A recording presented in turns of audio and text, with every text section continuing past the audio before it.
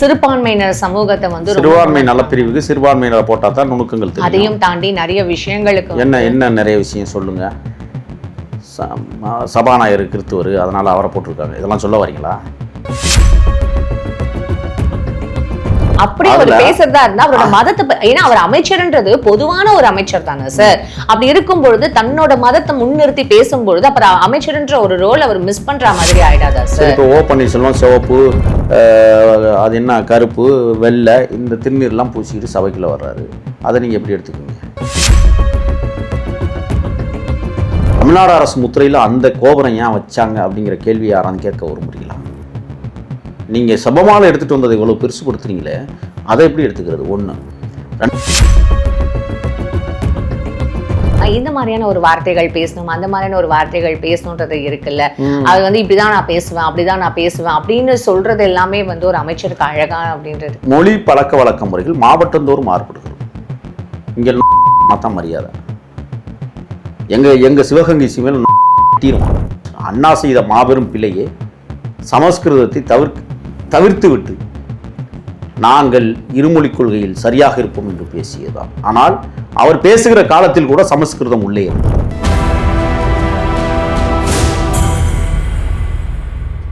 அனைவருக்கும் வணக்கம். இன்னைக்கு நம்மளோட தாவேக்காவோட மாநில செய்தி தொடர்பாளர் முகிலன் அவர் தான் இணைஞ்சிருக்காரு. நிகழ்ச்சிக்கு போகலாம் சார். வணக்கம் சார்.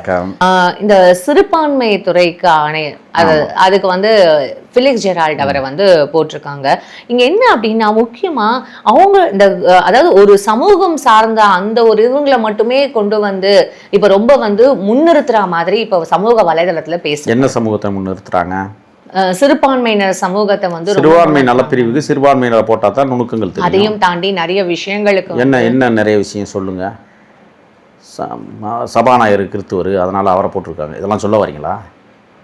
அத்தனை சொல்ல வரீங்க. சொல்லுங்க. சமூக வலைதளத்துல இது ஒரு பெரிய ஒரு டாபிக்கா இருக்கு இல்லையா? அவரை போல ஆளுமையான சபாநாயகர் இதுவரை ஆண்டதுண்டா? எப்படி நடத்திட்டு இருக்கிறார் சபையை? நல்லா நடத்தலையா?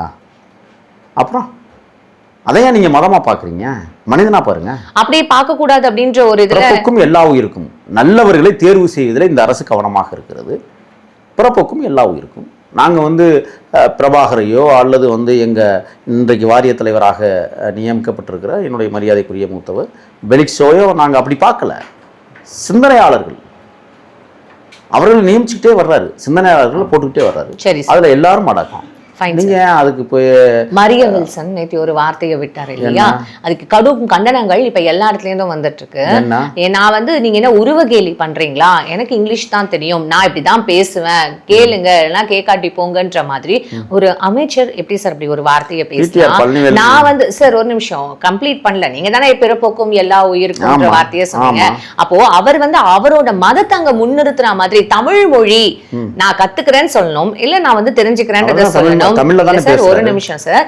வந்து இப்படிதான் நான் பேசுவேன், எனக்கு இவ்வளவுதான் பேச தெரியும், என்ன வந்து இதுக்கு மேல நீங்க உருவ கேலி எல்லாம் பண்ணீங்க, பெண்களை வச்சு பண்ணீங்க, இப்போ நீங்க மதம் சார்ந்து மொழி சார்ந்து பண்றீங்க அப்படின்னு சொல்லிட்டு எனக்கு வந்து நான் Christian, born and brought up Christian, சின்ன வயசுல இருந்தே பைபிள் படிச்சுதான் வந்து எனக்கு பழக்கம். எங்கள்ல அன்பு மொழி தான் சொல்லியிருக்காங்க. தமிழ் மொழி தெரிஞ்சவங்களுக்கு கூட அன்பு மொழி தெரியாதுன்னு சொல்லும் பொழுது இங்க ஒரு மொழி பிரச்சனையை கொண்டு வர மாதிரி தெரியல. அன்புங்கிறது ஒரு மொழி இல்லை, அதுவே தமிழ் வார்த்தை. ஒரு செய்தியை நான் உங்களுக்கு சொல்கிறேன். மரிய வில்சன் அவர்கள் சிறு வயதிலிருந்தே ஆங்கில துறையில் படித்து வந்தவர். நான் என்ன கேட்குறேன்னா, பிடிஆர் பழனிவேல் தியாகராஜன் இன்னைக்கு பேசுகிற தமிழை நீங்கள் கேட்டிருக்கீங்களா? அன்னைக்கு இதே நிதித்துறை அமைச்சர் அவர் born and brought up abroad தான் சார். இவர் born and brought up abroad sir. இல்லை, நான் என்ன கேட்குறேன்னா, பிறப்பால் தமிழர்கள், மொழியால் தமிழர்கள், ஆனால் படித்தது எப்படி? அவர்கள் ஆங்கில வழி கல்வியை படித்தார்கள். தமிழில் கொஞ்சம் தடுமாற்றம் இருக்கும் அவங்களுக்கு. அதை அதுல என்ன இருக்குங்கிறேன் சார். எல்லாத்துக்கும் இதுல என்ன இருக்கு அப்படின்னு கலந்து நான் கேக்குறேன். இந்த கேள்வி நீங்க வச்சிருக்கீங்க, என்ன பேசுறீங்க, என்ன கேக்குறீங்க? இல்ல இந்த கேள்வி கேக்குறீங்களா? ஒரு நிமிஷம். எங்கள் கல்வித்துறை அமைச்சர் ராஜ்பவன் பேசுகிற தமிழை மட்டும் நீங்க ஏன் பேச மாட்டேங்கிறீங்க? கொஞ்சம் தவறுகிறது தமிழ். அதுக்குதான் சார் நான் பதில் சொல்றேன். இப்ப என்ன அப்படின்னா, இவர் சொல்றத கடந்து போங்க, இது என்ன பெரிய விஷயம் அப்படின்னு நினைச்சிருந்தா இன்னைக்கு கண்டனங்கள் வலுத்திருக்காது, எல்லாரும் இதை பத்தி பேச மாட்டாங்க. ஆனா இங்க நீங்க மொழியை பத்தி கொண்டு வரும்போது எதுக்கு உங்களோட மதத்தை பத்தி கொண்டு வரீங்க, அதையே முன்னிறுத்துறீங்கன்ற ஒரு கேள்வி இங்க வருது. அங்க யாரும் மதத்தை எல்லாம் முன்னிறுத்தலைங்க. பைபிள்ல இருக்கிற சொல்லாடல்களை அவர் பயன்படுத்துறார். இப்போ காதல்னு ஒரு படம் வந்துச்சு சார். ஒரு அமைச்சரா இருக்கும்போது இல்ல சார், காதல்னு ஒரு படம் வந்துச்சு. அந்த படத்தில் என்னென்னா சோட்டில் வந்து ஒரு பின்பக்க காட்சி எழுதியிருக்கும் தெரியுமா? என்ன எழுதியிருக்கும்? அப்படியே அந்த பரத் வந்து அப்படியே அப்படியே அந்த வண்டியை ஓட்டிக்கிட்டு போகும்போது எல்லாவற்றையும் கடந்து செல்கிறவன் முழு மனிதனாக நியமிக்கப்படுகிறான் இறைவனின் அருளால். இப்படி எழுதப்படுகிற இந்த வாசகங்களும் எதை குறிக்கிறது என்றால் மனிதர்களுக்கு போதனையை உருவாக்குகிறதே ஒழிய மதத்தை திணிப்பதல்லது. நேற்று மரிய வில்சன் பேசியது என்பது மிக முக்கியமானது, மனிதநேயத்தை பின்பற்றக்கூடிய விஷயமாக பேச சார். அப்படி அவர் பேசுறதா இருந்தா அவரோட மதத்தை, ஏன்னா அவர் அமைச்சர்ன்றது பொதுவான ஒரு அமைச்சர் தானே சார். அப்படி இருக்கும் பொழுது தன்னோட மதத்தை முன்னிறுத்தி பேசும்பொழுது அப்புறம் அமைச்சர்ன்ற ஒரு ரோல் அவர் மிஸ் பண்ற மாதிரி ஆயிடாதா சார்? இப்போ ஓ பன்னீர்செல்வம் சிவப்பு, அது என்ன கருப்பு வெள்ளை, இந்த திருநீர்லாம் பூசிக்கிட்டு சபைக்குள்ள வர்றாரு.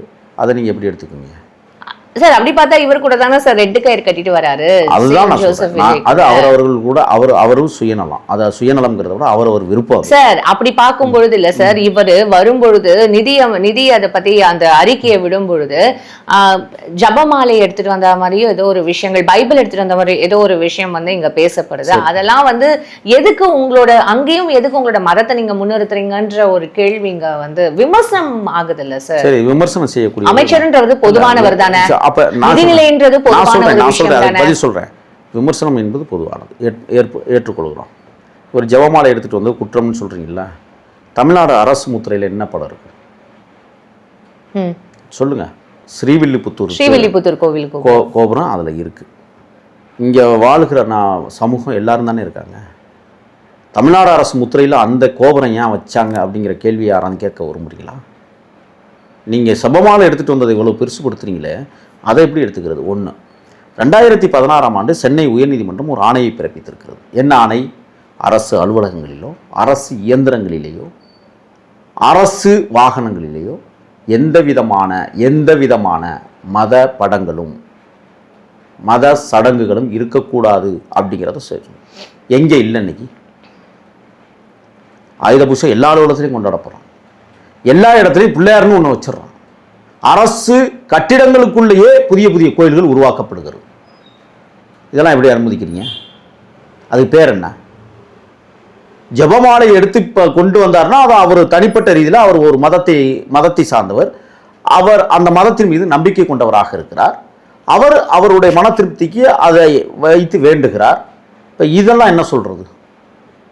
அது தப்பென்றால் இது சரியா? சரி சார், அது மக்கள்கிட்டயே இப்போ விட்டுடலாம் சார் இந்த கேள்விக்கு. இப்போ அடுத்ததான் வந்து என்னன்னா, இப்போ ஒரு சட்டசபையில நம்ம வந்து பேசுறோம் அப்படின்னா இந்த மாதிரியான ஒரு வார்த்தைகள் பேசணும், அந்த மாதிரியான ஒரு வார்த்தைகள் பேசணுன்றது இருக்குல்ல. அது வந்து இப்படிதான் நான் பேசுவேன், அப்படிதான் நான் பேசுவேன் அப்படின்னு சொல்றது எல்லாமே வந்து ஒரு அமைச்சருக்கு அழகா அப்படின்றது நான் கேட்குறேன். அதுக்கு தான் நேற்று வந்து இந்த ஏவாவேலுங்கிறவர் பேசினார். வீடுன்னு ஒரு இடத்துல சொல்லுவாங்க, ஊடுன்னு சொல்லுவாங்க. இப்படி ஒரு சொல், ஒரு பொருளுக்கான சொல்லே வந்து பல வகைப்படுகிறது அப்படிங்கிறத அவர் பேசியிருப்பார். இது மொழி பழக்க வழக்க முறைகள் மாவட்டந்தோறும் மாறுபடுகிறது. இங்கே தான் மரியாதை, எங்கள் சிவகங்கை சீமையில் தீருவான். இங்கே அது சர்வசாதாரண வார்த்தை, அங்கே இழிவுபடுத்துகிற வார்த்தை. இங்கே இழிவுபடுத்துற வார்த்தை தான் சார் அது. ஆனா இங்க அதை யாராவது கண்டுக்கிறாங்களா? எல்லாருமே கண்டுப்பாங்க சார். எப்படி கண்டுக்காப்பாங்க? அது உங்களுக்கு தெரியல. அதை பேசலைன்னா நீ சென்னை வாசி இல்லைன்றான். புரியுதுங்களா? அவன் எளிமையாக கண்டுபிடிச்சிடறான். இந்த தமிழ் மொழியானது, நான் ஒன்று சொல்கிறேங்க, எல்லா மொழிகளையும் கடந்த மூத்த மொழி என்று பேசி மகிழ்வதை விட தமிழ் மொழிக்குள் சமஸ்கிருதம் என்றைக்கு திணித்ததோ அன்றைக்கு 4 மொழி கொள்கையாக 4 மொழி உருவானது. தமிழை திருத்தி பேசியவர்கள் கன்னடர்கள், தமிழை திருத்தி பேசியவர்கள் மலையாளிகள், தமிழை திருத்தி பேசியவர்கள் தெலுங்கர்கள், 3 இனத்தவர்கள் என்று சொல்லிக் கொள்கிறார்கள். இனிமேலும் ஒரு புதிய இனம் உருவாகுமோ என்கிற கவலை என் போன்றவர்களுக்கு உண்டு. தமிழ், சமஸ்கிருதம், ஆங்கிலம், இந்த 3ஐயும் கலந்த கலவையாக ஒரு இனம் உருவாகிவிடுமோ அப்படிங்கிற கவலையில் நாங்கள்லாம் இருக்கோம். ஆனால் இங்கே பேசுகிறார்கள் ஒரு மொழிக் கொள்கை, இருமொழிக் கொள்கை, மும்மொழிக் கொள்கை, அதை தாண்டி எந்த கொள்கையும் இல்லை என்று பேசுகிறோம். அண்ணா செய்த மாபெரும் பிள்ளையே சமஸ்கிருதத்தை தவிர்த்து விட்டு நாங்கள் இருமொழிக் கொள்கையில் சரியாக இருப்போம் என்று பேசியதுதான். ஆனால் அவர் பேசுகிற காலத்தில் கூட சமஸ்கிருதம் உள்ளே இருந்தது. ஆக இன்றைக்கு தமிழ் போல் எங்குமில்லை என்று நாம் மாறுதட்டி கொள்ளலாம். ஆனால் தமிழே செத்து கொண்டிருப்பதை நாம் இன்னும் வேடிக்கை பார்க்காமல் இருக்கிறோம்.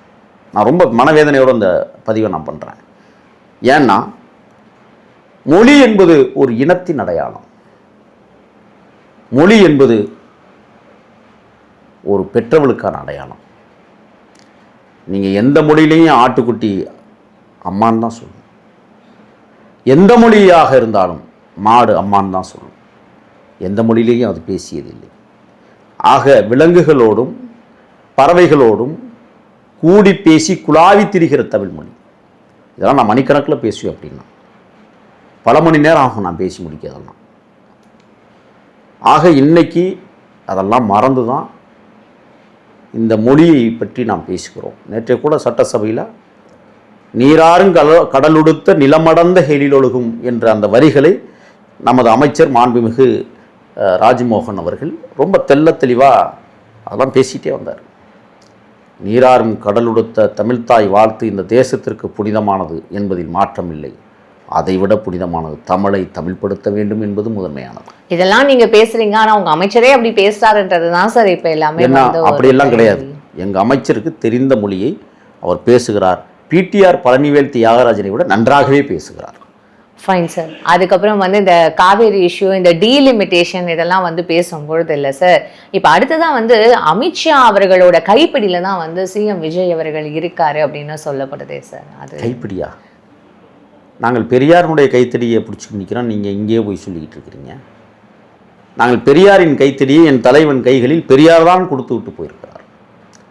அது விஜய் கையில் தான் இருக்கிறது. அந்த கைத்தடியை பிடித்து எப்படியாவது இந்த நல்ல தமிழகத்தை உருவாக்குவதற்கும் பெரியாரின் கனவுகளை நிறைவேற்றுவதற்கும் போராடுகிற இயக்கம் தமிழக வெற்றிக் கழகம், எங்களுடைய தலைவர் விஜய் அவர்கள். அர்ச்சனா கல்பாத்திக்கு இப்போ ஒரு அறங்காவலர் குழு நியமனத்துல அது ஒரு உறுப்பினரா அதாவது அந்த கமிட்டியில ஒரு உறுப்பினரா போட்டிருக்காங்க. யார் அறங்காவலர் குழு அவங்கள நியமனம் பண்றது இவங்களோட உறுப்பினரா போட்டிருக்காங்க. இந்த மாதிரி இவரோட படத்தை டைரக்ட் பண்ணவங்க, இவரோட படத்தை ப்ரொடியூஸ் பண்ணவங்க, இவரோட படத்துல கூட நடிச்சவங்க அப்படின்றவங்களுக்கு ஒரு போஸ்டிங் கொடுக்கறது அப்படின்றது அது திரை சார்ந்த ஒரு விஷயம் இல்ல ஒரு சார்பா பார்க்கப்படுற மாதிரி ஆயிடாதா சார்? விருத்தாசலத்துக்கு பக்கத்துல முதனை அப்படின்னு ஒரு கிராமம் இருக்கு, தெரியுமா? தெரியாது சார். முதல் நெய் எடுத்து கொண்டு போய் திருவண்ணாமலையில் கொடுக்கக்கூடிய கிராமம். அதனால தான் அதுக்கு பேர் முதனை. அங்கே ஒரு தாழ்த்தப்படுத்தப்பட்டவர்களுடைய குடும்பத்தில், ஏழையின் குடும்பத்தில் பிறந்த ஒரு மாமனிதர், சோற்றுக்கே வழி இல்லாமல் திரிந்தவர், பெற்றோர்களை சிறு வயதிலேயே இழந்தவர், அண்ணனுடைய வார்ப்பில் வளர்ச்சி அடைந்தவர் அண்ணன் வேல்முருகன், பாடகர் வேல்முருகன். இன்றைக்கி அந்த இந்து சமய அறநிலைத்துறைக்கு கீழே வருகிற அறங்காவலர் குழுவை நியமிக்கிற குழுவில் இடம்பெற்றிருக்கிறார். அதை பற்றி ஏன் பேசலை? நீங்கள்